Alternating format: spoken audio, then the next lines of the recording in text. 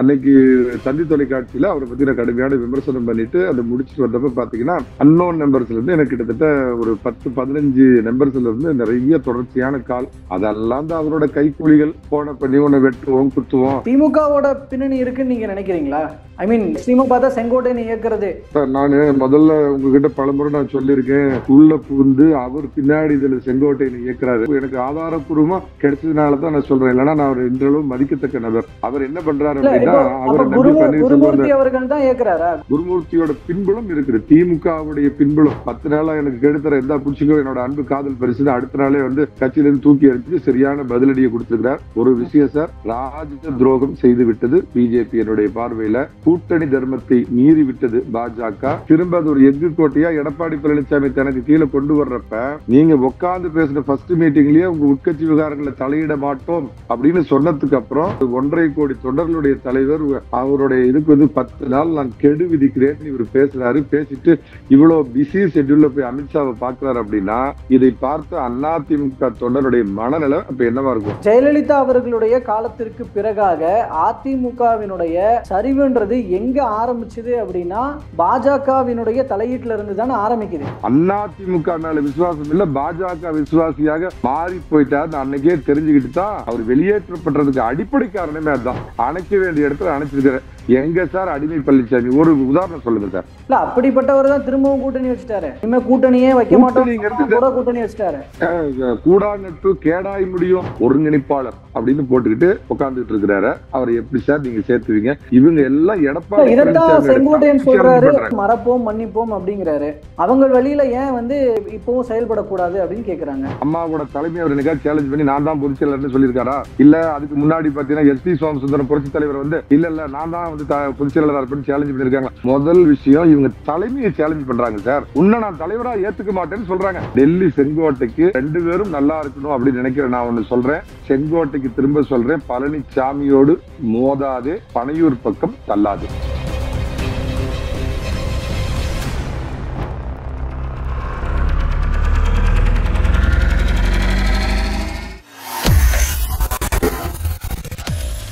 வேலை வேண்டுமா? Blue ocean இருக்கிறது. 10th 12th டிப்ளமோ டிகிரி படித்தவர்களுக்கு உணவு, தங்குமிடம், இஎஸ்ஐ, பிஎஃப், இன்சூரன்ஸ் உள்ளிட்ட சலுகைகளுடன் அனுபவத்திற்கேற்ற நல்ல சம்பளம் 15,000 முதல் 30,000 வரை. பெண்களுக்கு முன்னுரிமை. 2,000க்கும் மேற்பட்ட வேலை வாய்ப்புகள் உள்ளன. இப்போதே தொடர்பு கொள்ளுங்கள். Blue ocean.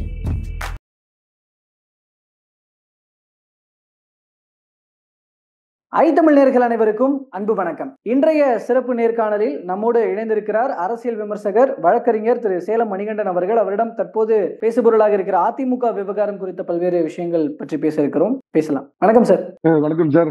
தமிழ் நேயர்களுக்கு வணக்கம் சார். சொல்லுங்க. நல்லா இருக்கீங்களா? ரொம்ப வருஷம் ஆகுது, ரொம்ப மாசங்கள் ஆகுது. தமிழ்நாட்டு மக்கள் எப்படி சந்தோஷத்துல தெளிச்சு எப்படி நீச்சல் அடிச்சுட்டு இருக்கிறாங்களோ இந்த திராவிட மாடல் ஆட்சியில, அதுல நானும் ஒருத்தனா இருக்கிறேன். அதுல இருந்தே புரிஞ்சுக்குங்க. இந்த வகையில பார்க்கும்போது தான் ரீசெண்டா ஒரு கம்ப்ளைண்ட் ஒன்னு ஃபைல் பண்ணீங்க. உங்க கொலை மிரட்டல் வருகிறது அப்படின்னு சொல்லி. மோரோவர் எடப்பாடி பழனிசாமி அவர்கள் வீட்டுல பாம்பு போடுவோன்ற மாதிரியான கம்ப்ளைண்ட்ல உங்களோட இது ஃபைல் பண்ணியிருந்தீங்க. என்ன நடந்துச்சு ஆக்சுவலி? ஆனா அங்க இருந்து ஆரம்பிக்கணும்னு நினைக்கிறேன் சார். இந்த ஒரே நேரத்துல அறிவாலயத்தால் தயாரிக்கப்பட்ட அதே சமயத்துல தேசியத்தை பாஜகங்கிற கட்சியும் ஆதரிச்சு தமிழகத்துக்கு அதிமுக நல்லதுன்னு காலகாலமா எழுதிட்டு வர்ற ஒரு பத்திரிகையுடைய ஒரு நான் மதிக்கத்தக்க போற்றத்தக்க ஒரு பட்டய கணக்காளர் 2 பேராலும் தயாரிக்கப்பட்ட ஒரு துரு பிடிச்ச நமுத்து போன உளுத்து போன பழைய நாட்டு துப்பாக்கிங்கிற செங்கோட்டையன் நான் 5ஆம் தேதி டுக் அப்படின்னு கொள்ளு பட்டாசு மாதிரி வெடிக்க போறேன் அப்படின்னு 2ஆம் தேதி அவர் சொன்னப்ப அவரை பத்தி நான் ஒரு யூடியூப் சேனல்ல பேட்டி கொடுத்திருந்தேன். இவர் கட்சியினுடைய ஒரு நவீன எட்டப்பனாக மாறிவிட்டார், துரோகியாக மாறிவிட்டார். இவர் நிச்சயமா என்ன சொல்ல போறாருன்னா, அந்த பால் இருந்த பட்டம் இது ஊசி இல்லாத இது நூல் இல்லாத ஊசி இவங்களெல்லாம் சேர்த்து சொல்லிதான் இவர் சொல்ல போறார். போகாதவருக்கு தடம் தேறி இதோ அதிமுக நல்லது தேடுற மாதிரி அதிமுக கெடுதி பண்ண போறார் அப்படின்னு சொல்லி அவர்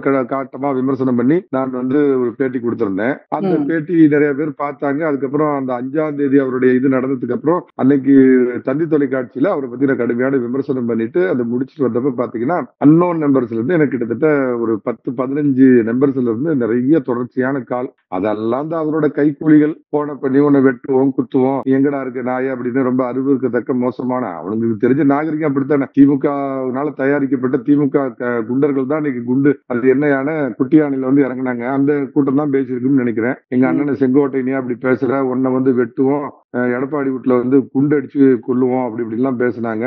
சோ ஒரு வழக்கறிஞர் நான் அது முறைப்படி புகார் தெரிவிக்கணும், ஏன்னா எதிர்க்கட்சி தலைவர்லாம் எடுத்து பேசுறாங்க, திரு எடப்பாடி பழனிசாமியை பத்தி பேசுறாங்க அப்படிங்கிறப்ப அது ஒரு புகாரா கொண்டு போய் கொடுத்துங்க. அது புகார்ல வந்து விரைவில் வந்து எஃப்ஐஆர் போடுவாங்கன்னு நினைக்கிறேன், நம்புறேன். திராவிட போலீஸ் வந்து உரிய நடவடிக்கை எடுப்பாங்க. இல்ல நம்ம தயார் பண்ண ஆள் மேலேயே எப்படி எஃப்ஐஆர் போடுறது அப்படின்னு யோசிக்கிறாங்களா என்னமோ தெரியல. அப்படி இருந்தா அடுத்த கட்டமா நான் வந்து கோர்ட்டை நாடுவேன். திமுகவோட பின்னணி இருக்குன்னு நீங்க நினைக்கிறீங்களா?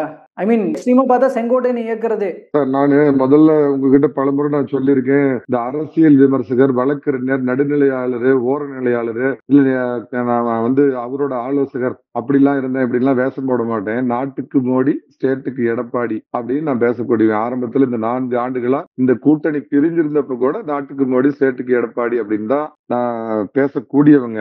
என்னுடைய முதல்ல அதை நான் ஒரு டிஸ்கிளைமரா போட்டுக்கிறேன். இதுல என்ன விஷயம்னா சார், அதிமுகங்கிற கட்சி திரு எடப்பாடி பழனிசாமி அவர்கள் போராடி 4 வருஷமா நடக்காத கோர்ட்டுக்கெல்லாம் நடந்து சந்திக்காத கேஸ் எல்லாம் சந்திச்சு வெற்றி பெற்று ஒருமுகப்படுத்தி அதை அடுத்த கட்டத்துக்கு மக்களை தேடி தமிழகத்தை மீட்போம், மக்களை காப்போம், தமிழகத்தை மீட்போம் அப்படின்னு சொல்லி அவர் கொண்டு போற அந்த எழுச்சி பயணத்தை எல்லாம் பார்த்துட்டு நாம என்னது அதிமுக முடிச்சிடலாம் அப்படின்னு நினைச்சா மறுபடியும் வந்து அது ஒரு செபிளைஸ் ஆகுது. அப்படிங்கிறது திமுகவுடைய கை இதுக்கு பின்னாடி இருக்குது. நம்பர் 1. பிஜேபி என்ன அப்படின்னா ஒரு அணுக்க நல்ல கூட்டாளியா வந்து அவங்களே வந்து சேர்ந்தாங்க.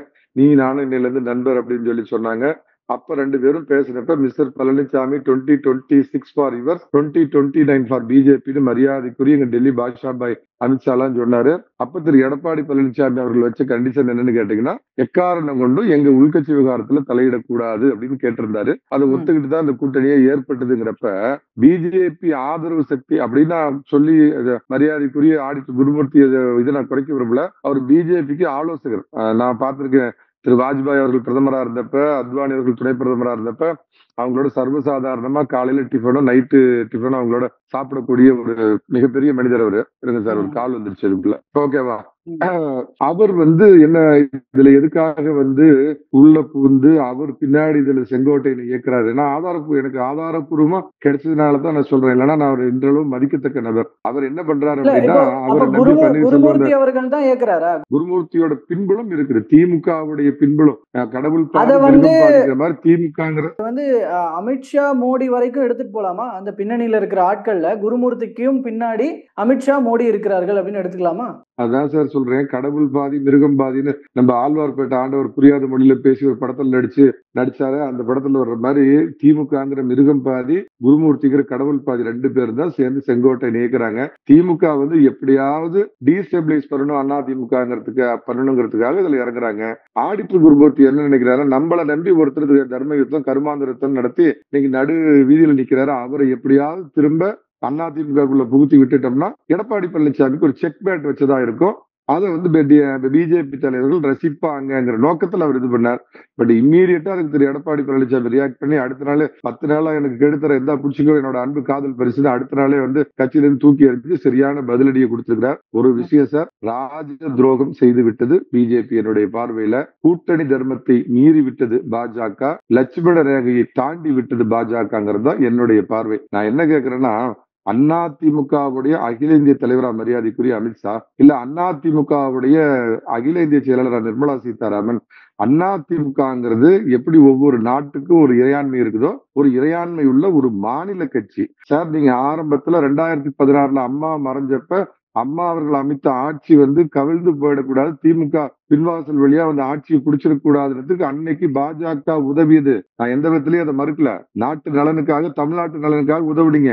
அந்த கட்சியினுக்கு ஒரு பெரிய உள்கட்சி போராட்டத்தை சந்தித்து திரும்ப அது ஒரு எஃகு கோட்டையா எடப்பாடி பழனிசாமி தனக்கு கீழே கொண்டு வர்றப்ப நீங்க உட்கார்ந்து பேசின ஃபர்ஸ்ட் மீட்டிங்லயே உங்க உட்கட்சி விவகாரங்களை தலையிட மாட்டோம் அப்படின்னு சொன்னதுக்கு அப்புறம் அதிமுகவில் நடவடிக்கை எடுக்கப்பட்ட ஒரு நபர், பொதுச் செயலாளர் எடப்பாடி பழனிசாமிக்கு கெடு விதித்து கேடாய் போன ஒரு நபருக்கு இவ்வளவு பிஸி. திரு சி.பி. ராதாகிருஷ்ணன் அவர்களே துணை ஜனாதிபதி தேர்தலில் அதிக வாக்கு வித்தியாசத்துல ஜெயிக்கணும்னு இரவு பகலா பம்பரமா சுத்திட்டு இருக்கிற அமித்ஷா அவர்கள், மரியாதைக்குரிய உள்துறை அமைச்சர் அந்த நேரத்துல டைம் ஒதுக்கி இந்த செங்கோட்டையனை பாக்குறாரு அப்படின்னா அப்ப என்ன சார் அவங்க சொல்ல வர்றாங்க? அப்ப நான் இத்தனை நாள் அப்படி சொன்னதில்லை. பிஜேபி வந்து ஆக்டோபஸ் மாதிரி ஏடிஎம்கே கண்ட்ரோல்ல வச்சுக்க விரும்புது, அழிக்க விரும்புதுன்னு சொன்னதை நான் இன்னைக்கும் சொல்றேன் சார். அது நம்பல. ஆனால் திரு செங்கோட்டையனை கூப்பிட்டு இன்னொரு கட்சியில் அந்த கட்சியினால் நடவடிக்கை எடுக்கப்பட்ட ஒரு கூட்டணி கட்சியை சேர்ந்த ஒரு நபரை இவ்வளவு பிஸி ஷெட்யூல்ல டைம் ஒதுக்கி நீங்க பாக்குறீங்கன்னா நீங்கள் கூற விரும்பும் செய்தி என்ன? அதுதான் என்னுடைய கேள்வி. எடப்பாடி பழனிசாமி அவர்கள் கூட்டணி வைக்கணும்னா கண்டிப்பாக இந்த கண்டிஷன்ஸை நீங்க ஃபாலோ பண்ணி ஆகணும்னு விதிக்கப்பட்ட கண்டிஷன்கள்ல ஒன் ஆஃப் தி முக்கியமான கண்டிஷன்னா நீங்க உட்கட்சி விவகாரங்கள்ல தலையிடக்கூடாது அப்படிங்கிறது தான். ஏன்னா நீங்க யாரையும் உள்ள கொண்டு வரணும்னு முயற்சி பண்ணாதீங்க, பிரிஞ்சு வெளியே நீக்கப்பட்டவர்களை அப்படின்றது.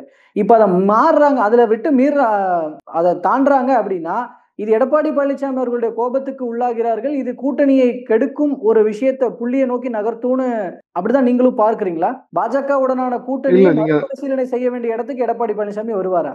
இல்ல நீங்க உடனே வந்து எண்டுகாடுக்கு போயிடாதீங்க. இதை இப்படி ஒரு பார்வையா பாருங்க. திரு செங்கோட்டையனை கூப்பிட்டு சந்திச்சதை பார்த்த அதிமுக தொடர்களுடைய மனநிலை எப்படி இருக்கும் யோசிச்சு பாருங்க.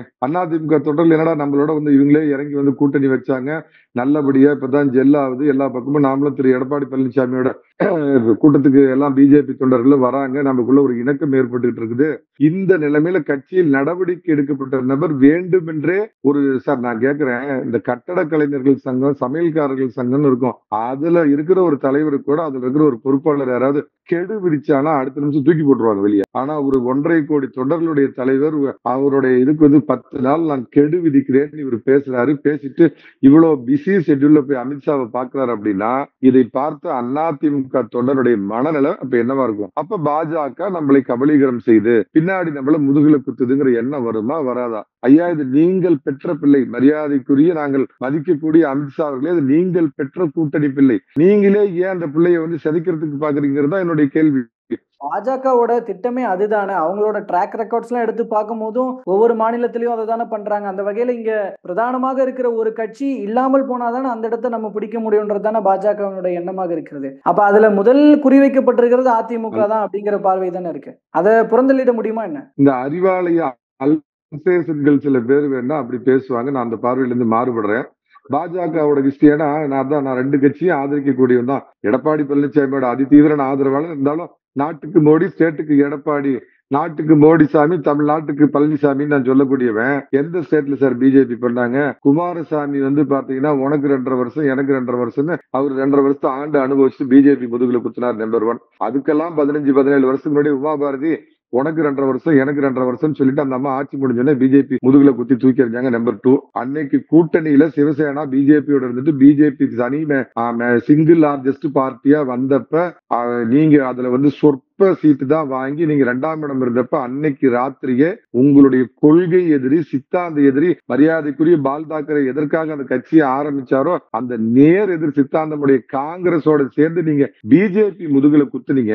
பிஜேபி பொறுத்து இருந்து வெயிட் பண்ணி ஓட விட்டு உங்களை அடிச்சது. இது பண்ண மாட்டாங்களா? எந்த அரசியல் கட்சியும் பண்ணது இல்லையா? என்.டி. ராமராவ் காங்கிரஸ் பண்ணது இல்லையா? தேர்ந்தெடுக்கப்பட்ட 87 அரசாங்கங்களை, மாநில அரசாங்கங்களை காங்கிரஸ் வந்து கழிச்சது இல்லையா? பிஜேபி அந்த அளவுக்கு போகல நான் நினைக்கிறேன். பால் தாக்கரேவுடைய மகன் பாத்தீங்கன்னா உத்தம வில்லன் உத்தவ் தாக்கரே பிஜேபி முதுகுல குத்தினார். பிஜேபி வெயிட் பண்ணி ஓட விட்டு அடிச்சது அவங்கள. இதுல எங்க சார் பிஜேபி துரோகம் பண்ணிச்சு? அதே மாதிரி நிதிஷ்குமார் என்ன சார் பண்ணாங்க? நிதிஷ்குமார் இவ்வளவு துரோகத்தை பண்ணியும் இந்தி கூட்டணிக்கு போய் நின்னதுக்கு அப்புறம் திரும்ப அவர் வந்தாரு. அவர் கம்மியான எம்எல்ஏக்களை வச்சிருக்கிறையும் அதிகமான எம்எல்ஏக்களை வச்சிருக்கிற பிஜேபி அவரை சப்போர்ட் பண்ணி இன்னைக்கும் அவர் நினைவாற்றல் எல்லாம் இருந்து சில நேரத்துல குழந்தை மாதிரி ஆகி போற ஸ்டேஜ்ல பாக்குறப்ப அவர் அங்க முதலமைச்சரா தொடர வச்சிட்டு இருக்கிறப்ப இந்த எல்லாம் இங்க தமிழ்நாட்டுல இந்த அறிவாலய அல்பேசன்கள் ஒண்ணு சொல்றாங்களே பிஜேபி ஆக்டோபஸ் முழுங்குது அப்படின்னு. உமர் அப்துல்லா வந்து இன்னைக்கு இந்தி கூட்டணியில இருந்து பிஜேபி ஆதரிக்கிறார். பல ஸ்டேட்ல அவர் ஆதரிக்கிறார். யாரு முதுகுல சார் குத்துனாங்க? பிஜேபி. அதனாலதான் சொல்றேன், தமிழ் உங்களை நம்புறோம், அந்த மாதிரி நீங்க செய்ய மாட்டீங்கன்னு. ஆனா இது துரதிர்ஷ்டமான விஷயம். ஒருவேளை தமிழ்நாட்டுல ஏதாவது அதிமுக பலகீனப்படுத்த அப்படின்னு நினைச்சீங்கன்னா நான் யார் என்று தெரிகிறதா, தீ என்று புரிகிறதான்னு பழனிசாமி உங்களுக்கு காட்டிடுவார். ஜெயலலிதா அவர்களுடைய காலத்திற்கு பிறகாக அதிமுகவினுடைய சரிவுன்றது எங்க ஆரம்பிச்சது அப்படின்னா பாஜகவினுடைய தலையீட்டுல இருந்து தானே ஆரம்பிக்குது. இப்ப அதிமுகக்குள்ள நடந்த பிரச்சனைகளுக்கு அதிமுகவே சொல்யூஷன் ஃபைண்ட் அவுட் பண்ணி அந்த சொல்யூஷனின் அடிப்படையில எடப்பாடி பழனிசாமி அவர்களே வந்து கடைசி வரைக்கும் ஆட்சியும் காப்பாத்திக்கிட்டு இருந்து இப்ப வரைக்கும் கட்சியும் காப்பாத்திட்டு இருந்தா இவ்வளவு பிரச்சனை, இந்த தொடர் தோல்விகள் இருந்திருக்காதுல்லன்ற ஒரு விஷயமும் இருக்கு. பாஜகவுடனான கூட்டணிக்கு பின்பாக தான் சரிவுக்கு மிக முக்கியமான ஒரு காரணம் பாஜகவுடனான கூட்டணி அப்படிங்கிறதும் இருக்கு. சோ அப்படிலாம் வச்சு பார்க்கும் பொழுது பாஜகவையே காரணமா சொல்லக்கூடாதுன்ற. அம்மா அவர்கள் மறைஞ்சப்ப நான் ஒரு விஷயத்த சொல்றேன், இதை நிறைய பேர் வசதியா மறந்து போயிடுறாங்க, எல்லாமே மறைச்சிடுறாங்க. அம்மா அவர்கள் மறைந்த உடனே திருமதி சசிகலா அவர்களால் முதல் சாய்ஸா முதலமைச்சராக தேர்ந்தெடுக்கப்பட்டவர் திரு எடப்பாடி பழனிசாமி. ஆனால் அன்னைக்கு மரியாதைக்குரிய துணை ஜனாதிபதியா இருந்த வெங்கை நாயுடு வேணா அம்மா காலத்துல இருந்த பன்னீர்செல்வம் அவர்களே தொடரட்டும்னு சொன்னதுனால திரு பழனிசாமி அவங்க வேண்டாம் அப்படின்னு முடிவு பண்ணிட்டு பன்னீர்செல்வத்தை ஆக்குனாங்க. பதவி கொடுத்தது நான் அதுல மறுக்கவே இல்லை சார். எடப்பாடி பழனிசாமி மறுத்திருக்காரா? என்ன முதலமைச்சராக்கிறதுக்கு உதவி பண்ணவங்க சசிகலா விழுந்து கும்பிடுதான் கேட்டாரு. ஆனா அந்த முதலமைச்சர் பதவி கொடுத்த சசிகலா மேல அம்மாவுடைய மரணத்தில் சந்தேகம் இருக்குதுன்னு கொலப்பள்ளி சுமத்தி தர்ம யுத்தம் கர்மாந்திரத்தன்னு போய் உட்கார்ந்தது யாருங்க? பன்னீர்செல்வமா பழனிசாமியா? தனக்கு முதல்வர் பதவி கிடைக்கிறதுக்கு காரணமா இருந்த சசிகலா அவர்களுடைய முதுகில் குத்தியது, அவரை நீக்கியது, அந்த வகையில துரோகம் செய்தது எடப்பாடி பழனிசாமி அவர்கள்னு ஒரு குற்றச்சாட்டு இருக்கு இல்லையா இபிஎஸ் அவர்கள் மேல? பன்னீர்செல்வம் மேல இல்லையா? அது நான் என்ன கேட்கிறேன்னா, பன்னீர்செல்வம் மிக தெளிவா கொஞ்சம் பார்த்து எடிட் பண்ணிக்கங்க. அதாவது நீங்க இப்ப எடப்பாடி பழனிசாமி மேல கேக்குறீங்க, அன்னையிலிருந்து இன்னைக்கு வரைக்கும் அவர் ஸ்டாண்ட் ஒண்ணுதான். திரு சசிகலா வேண்டாம் முடிவு பண்ணது பன்னீர்செல்வமும் எடப்பாடி பழனிசாமி சேர்ந்து. அந்த முடிவுல இருந்து திரு எடப்பாடி பழனிசாமி இன்னைக்கு வரைக்கும் எவ்வளவோ புற அழுத்தம் ரத்த அழுத்தம் எல்லாம் கொடுத்து கூட மாறினாரா? ஆனால் அவங்க மேல பதவி கொடுத்த உடனே சின்னம்மா அப்படின்னு போய் அவங்களை கும்பிட்டது இல்லப்பா. பதவி விட்டு இறங்கி போன உடனே அம்மா மரணத்தில் சந்தேகம் இருக்குதுன்னு கொலப்பள்ளி சுமத்தினது, விசாரணை கமிஷன் கேட்டது, என் கையை பிடிச்சி முறுக்குன தினகரன் அப்படின்னது, குடும்ப ஆதிக்கத்திலிருந்து அதிமுக வெளிப்பட வேண்டும்னு போர்க்கொடி தூக்குனது, அப்புறம் மறுபடியும் இப்ப நட்பு. எத்தனை பல்டி, இந்த சோமர் சால்ட் பல்டிம்பாங்களா அந்த மாதிரி பன்னீர்செல்வம் எத்தனை பல்டி அடிச்சிருக்காரு. ஆனா அவரோட சேர்ந்து வேண்டாம்னு அன்னைக்கு ஒரு இணை ஒருங்கிணைப்பாளராக இருந்த பழனிசாமி அவங்களை நீக்கினதுக்கு அப்புறம் எத்தனையோ அழுத்தங்கள் வந்தா அதுல இருந்து ஒரு படி இது வரைக்கும் மாறி கொடுத்திருக்காரா? சோ அவர் ஒரே ஸ்டேண்ட்ல தான் நிக்கிறாரு சார். இவர் தனக்கு பதவி வேணும்னா பிரைம் மினிஸ்டர் பாக்குறதுக்கு அப்பாயின்மெண்ட் கிடைக்கலன்னா சம்பந்தமே இல்லாத சித்தாந்த எதிரி சிஎம் போய் புதர்ல மறைஞ்சிருந்து ஒரே நாள்ல 3 தடவை திடீர்னு பாப்பாரு. கேதம் விசாரிக்கிறதுக்கு துக்கம் விசாரிக்கிறதுக்கு பழக்கூட எடுத்துட்டு போறேன். ஒரு தடவை பார்த்தேன், முதலமைச்சருடைய உடல்நிலையை விசாரிக்கிறதுக்கு 2வது தடவை பார்த்தேன் அப்படின்லாம் பார்த்துட்டு வெளியே வந்து நின்னுகிட்டு அரசியலில் நிரந்தர நண்பனாக்க முடியலன்னு மோடியை பத்தி விமர்சனம், சசிகலாவை பத்தி விமர்சனம், தினகரனை பத்தி விமர்சனம், இப்படி அப்புறம் 3 நாள் கழிச்சு பாத்தீங்கன்னா மறுபடியும் திமுக மேல விமர்சனம். அதான் நவரச நாயகன் அப்படின்னு அந்த காலத்துல வந்து பாத்தீங்கன்னா மரியாதைக்குரிய நடிப்புக்கே ஒரு பல்கலைக்கழகமான சிவாஜி கணேசனை சொல்லுவாங்க. நம்ம புரியாத பாஷையில பேசுற ஆண்டவர் இந்த காலத்துல சொல்லுவாங்க. இவங்க 2 பேத்துக்குமே டஃப் ஃபைட் கொடுக்குறவங்க பன்னீர்செல்வம். எத்தனை சோமர் சால்ட் பல்டி எடப்பாடி பழனிசாமி இன்னைக்கு அன்னையில இருந்து 2017 இருந்து இன்னைக்கு வரைக்கும் சசிகலாவை சேர்க்க மாட்டேன், தினகரனை சேர்க்க மாட்டேன், அம்மா உட்கார்ந்த சேரை எட்டி உதைச்சு அம்மா அலுவலகத்தை குண்டர்களை வச்சு உடைச்சு இரட்டைகளை 2 தடவை முடக்கி தேர்தல் ஆணையத்துல போய் பல வழக்குகளை தொடுத்து கீழ் கோர்ட்டு, மேல் court, high court, supreme court, food court, tennis court, ஐநா கோர்ட்டு, உலக கோர்ட்டு, இத்தனை கோர்ட்லயும் போய் இந்த கட்சியை சிதைச்ச உன்ன சேர்த்த மாட்டேன் அப்படிங்கிற ஸ்டாண்ட்ல இது வரைக்கும் பழனிசாமி மாறி இருக்காரா? அந்த ஆக்ஷன்ஸை பொறுத்து பார்க்கும் பொழுது எடப்பாடி பழனிசாமி அவர்களுடைய நிலைப்பாடு சரிதான் அப்படின்னாலும் கூட இங்க செங்கோட்டையன் அவர்கள் மேற்கோள் காட்டுற மாதிரி ஒரு வாரம் மறந்து போயிட்டேன். ஒரு செகண்ட் தம்பி, நான் ஒரு விஷயத்துல தொடர்ச்சியா சொல்ல மறந்துட்டேன். இதுல நீங்க சொல்ற மாதிரி பாஜக அவங்களை சேர்த்துக்குங்கன்னு எவ்வளவு புற அழுத்தம் கொடுத்துச்சு. 2021 தேர்தல்ல தினகரனோட சேர்த்துக்கிட்டீங்கன்னா நீங்க 20-30 தொகுதியில ஜெயிக்கலாம் அப்படிங்கிறப்ப that is none of your business, என் கட்சி எப்படி ஜெயிக்கணும் நான் பாத்துக்கிறேங்க அப்படின்னு அமித்ஷா கிட்டே ரொம்ப மரியாதையா சொல்லிட்டு ஆனா அப்ப அன்னைக்கு ஒருங்கிணைப்பாளராக இருந்த திரு பன்னீர்செல்வம் எடப்பாடி பழனிசாமி என்ன சொல்றாரு, பாஜகவின் உயரம் அறிந்து அவருடைய வளர்ச்சி தெரிந்து நாங்க கிள்ளி கொடுப்போம் தொகுதியை அப்படின்னு சொல்றப்ப இல்ல பாஜகவுக்கு 60 தொகுதி அள்ளி கொடுப்போம் அப்படின்னு சொன்ன இந்த துரோகி சொந்த கட்சியிலேயே இருந்துட்டு ஒரு சாதாரண நிலைமையில இருந்து உச்சபட்சத்துக்கு வந்து அதிமுக மேல விசுவாசம் இல்ல பாஜக விசுவாசியாக மாறி போயிட்டாரு அன்னைக்கே தெரிஞ்சுக்கிட்டு தான் அவர் வெளியேற்றப்படுறதுக்கு அடிப்படை காரணமே அதுதான். எதுல சார் பழனிசாமி மாறி இருக்கிறாரு? பிஜேபி தானா? இந்த அடிமை பழனிசாமி, கொத்தடிமை பழனிசாமி எல்லாம் ஒரு காலத்துல விமர்சனம் பண்ணீங்களா? எந்த இடத்துல சார் பயந்தாரு? எந்த இடத்துல? அவ்வளவும் இருக்கிறப்ப அம்மாவை மோசமா பேசணும்னு, அண்ணாவை மோசமா பேசணும்னு இந்த கூட்டணி தொடர்ந்தால் ஒரு 15-20 இடத்துல ஜெயிக்கலாங்கிறத தெரிஞ்சும் 20-24 கூட்டணி வேண்டாம் பையா அப்படின்னு டெல்லியோட கூட்டணியை முறிச்சார். கொட்ட வேண்டிய இடத்துல கொட்டினாரு, திட்ட வேண்டிய இடத்துல திட்டினாரு, வாரி அணைக்க வேண்டிய இடத்துல அணைச்சிருக்காரு. எங்க சார் அடிமை பழனிசாமி? ஒரு உதாரணம் சொல்லுங்க சார். இல்ல அப்படிப்பட்டவர் தான் திரும்பவும் கூட்டணி வச்சுட்டாரு. இனிமே கூட்டணியே வைக்க மாட்டோம், கூட்டணி வச்சுட்டாரு. கூடா நட்பு கேடாய் முடியும், என் மனைவி என் மகளை சிறையில் அடைத்தவர்களை நான் மறப்பேனா மன்னிப்பேனா அப்படின்லாம் வசனம் பேசிவிட்டு சிபிஐ ரெய்டு விட்ட உடனே அறிவாலயத்துக்கு பாத்தீங்கன்னா 64 நாயன்மார்களுக்கு சீட்டு கொடுப்பது போல் கொடுத்தோம் அப்படின்னு சொன்னார். அது நான் 1.5 லட்சம் தமிழர்களை கொன்றொழித்த காங்கிரஸ் அப்படின்லாம் ஒருத்தர் விடுதலை சிறுத்தை வீரமா பேசிவிட்டு எங்க தொப்புள் கொடி உறவு அந்த கொடி உறவுலாம் அந்த காங்கிரஸோட போய் ஈனத்தனமா நீங்க 10 வருஷமா 8 வருஷமா கூட்டணி வச்சிட்டு இருக்கிறாரு. அந்த மாதிரி கூட்டணி அல்ல இது. பாஜகவோட கூட்டணி வச்சதுக்கு இவங்க எல்லாம் ஒரு காரணம் சொல்றாங்கல்ல, மோடி மஸ்தான், மோடி எதிர்ப்புங்கிறாங்கல்ல. இந்த திராவிட பேர்ல திராவிட ஆட்சி கொடுத்துக்கிட்டு தமிழ்நாட்டை படுபாதாளத்துக்கு சுடுகாட்டுக்கு கொண்டு போன இந்த திமுக தமிழகத்தை மீட்கணும் அப்படிங்கிற அடிப்படையில ஆடிட்டர் குருமூர்த்தி அன்னைக்கு ஒரு உதாரணம் சொன்னாரு பாத்தீங்களா? அவசரத்துக்கு இந்த தண்ணி நல்ல தண்ணியை வச்சுட்டா நம்ம தீ பத்தி வச்சுட்டா ஊட்ட அமைக்கணும்ல, எந்த தண்ணியை வேணாலும் வச்சு தீயை அமைக்கலாம்னு சொன்னாரு இல்லைங்களா? அந்த அடிப்படையில இன்னைக்கு பாஜகவோட சேர்ந்து இருக்கிறார். அப்ப என்ன சொல்ல வரீங்க? பாஜக தனியா நின்று அவங்க ஓட்டை பிரிப்பாங்க, ஏடிஎம்கே தனியா நின்று ஓட்டு பிரியும். இப்ப நம்ம விஜய் வேற வந்துட்டாரு, அவரு ஓட்டை பிரிப்பாரு, திமுக காலத்துக்கு ஆளுன்னு சொல்ல வரீங்களா? இது அரசியல் ராஜதந்திரம், தேர்தல் கூட்டணி. ஒரு தேர்தலுக்கு அப்புறம் பாத்தீங்கன்னா இந்த கூட்டணிங்கிறது அவங்க எதிர்கட்சியா செயல்படுவாங்க. பாஜக அதிமுக ஆளுங்கட்சியாக இருக்க போகுது. அதனால இது தேர்தல் கூட்டணி. ராஜாஜி எப்படி எனக்கு ஒரு கூட்டணி அமைச்சார் 67 பாத்தீங்கன்னா பிராமணன் எல்லாம் பூணுல புடிச்சிட்டு போய் திமுக ஓட்டு போடுங்கன்னு ஒரு தவறான முன்னுதாரணத்தை காமிச்சார். அதனாலதான் காமராஜரை விட ஒரு படி மேல போற்றப்பட வேண்டிய ராஜாஜியோட புகழ் குறைஞ்சதுக்கு காரணம் தான். யாருமே கூப்பிடாம வாண்டடா ஈவேரா இந்த பக்கம் ஏறிட்டு பச்சை தமிழன் சிவப்பு தமிழன் காமராஜுக்கு ஓட்டு போடுங்கன்னா அப்ப அவர் சொல்ல செய்தி என்ன? இந்த பக்கம் இருந்த யாருமே தமிழன் இல்லைங்கிறார். பச்சை தமிழன் காமராஜுக்கு ஓட்டு போடுங்கன்னா எதிர்பக்கத்துல இருந்த மரியாதைக்குரிய அண்ணா அவர்களையோ இல்ல கருணாநிதியோ நீங்க தமிழன் இல்லைன்னு சொல்ல வந்தாரு. அந்த விஷயத்துக்கு இல்ல, அன்னைக்கே கூட்டணிங்கிறது அரசியல் வெற்றிக்குதான். இல்ல அதிமுக இப்போ ஒரு கிட்டத்தட்ட ஒரு 4 பகுதிகளாக இப்போ உடைஞ்சிருக்கு அப்படிங்கிற ஒரு விஷயம் சொல்றாங்க இல்லையா?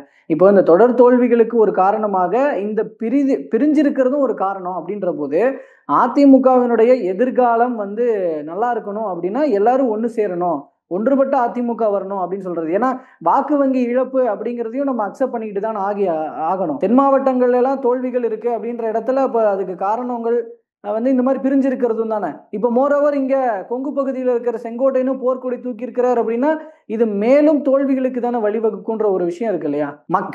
மக்களுக்கும் தொண்டர்களுக்கும் அதிமுக மேல ஒரு அவநம்பிக்கை ஏற்படும்ல.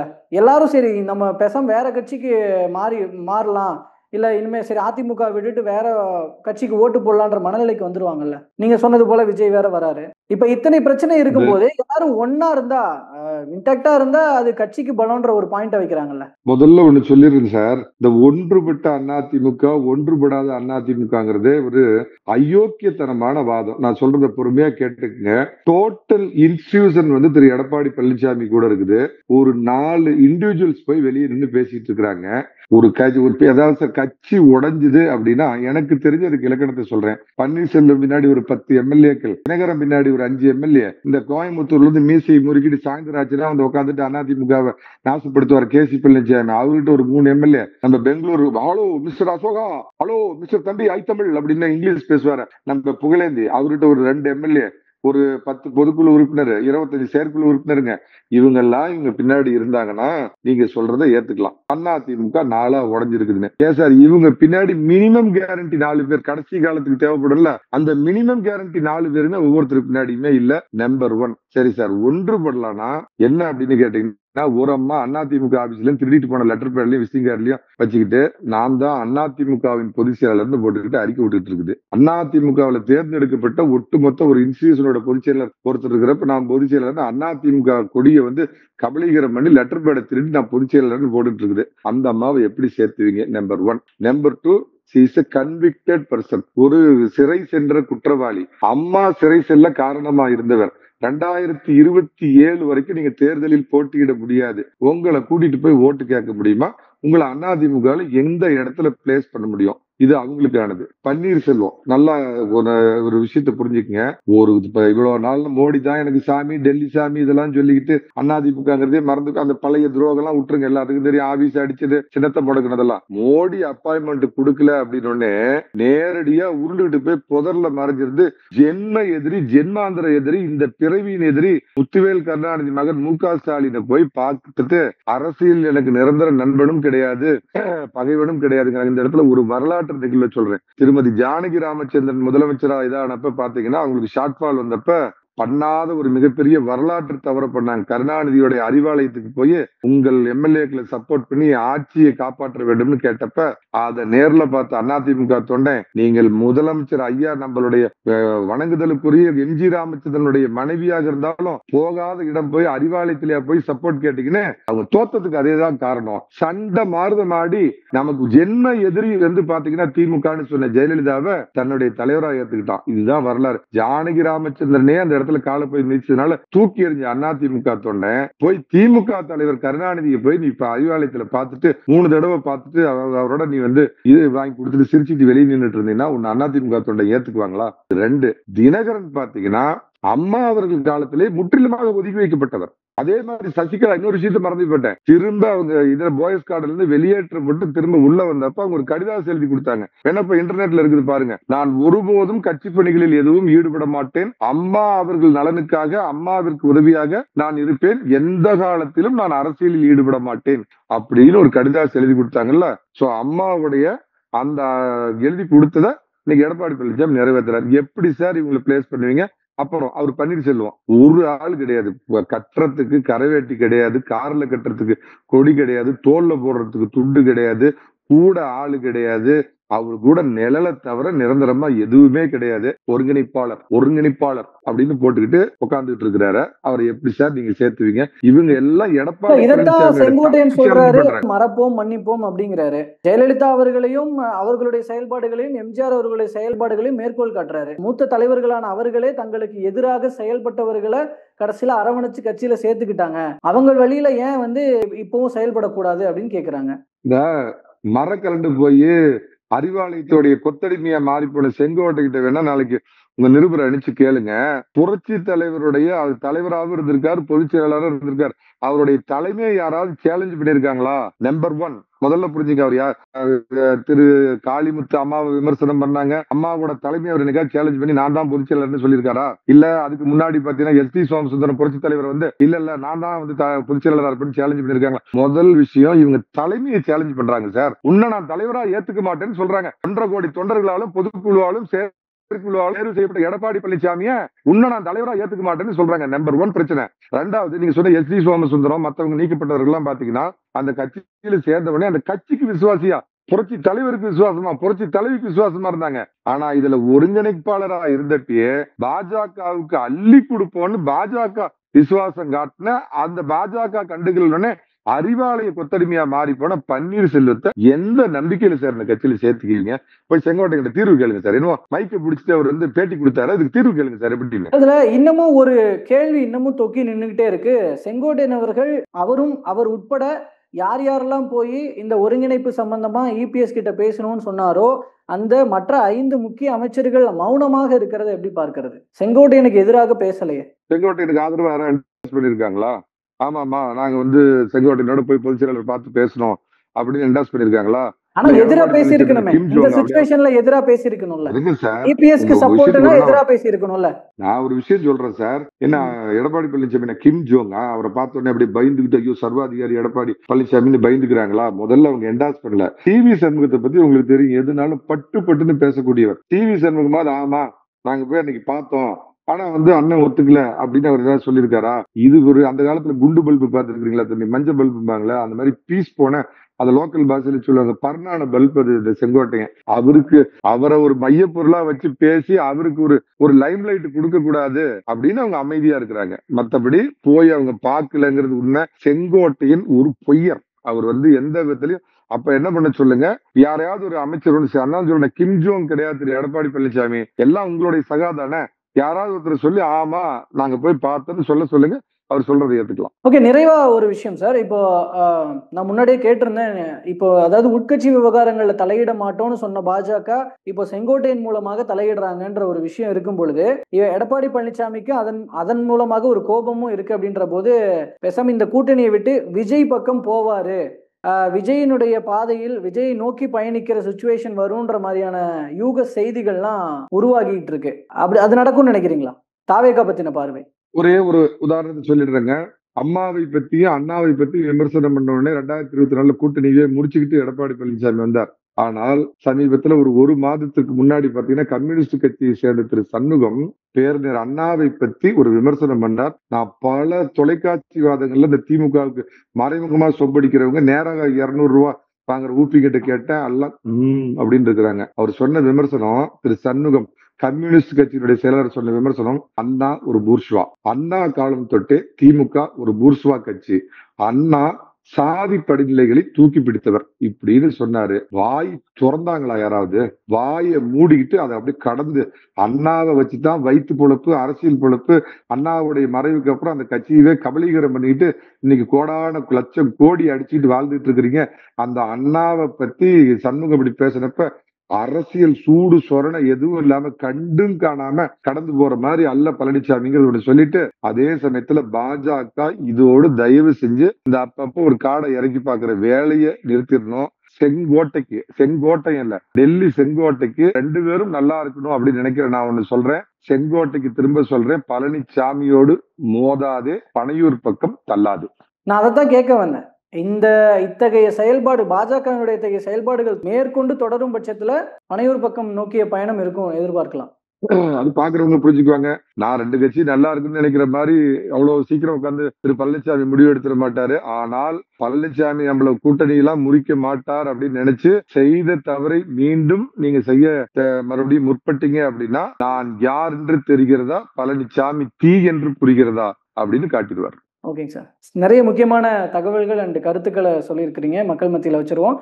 தற்போது வரைக்கும் பல்வேறு கருத்துக்களையும் தகவல்களை பகிர்ந்து கொண்டமைக்கு நன்றிங்க சார். நன்றி.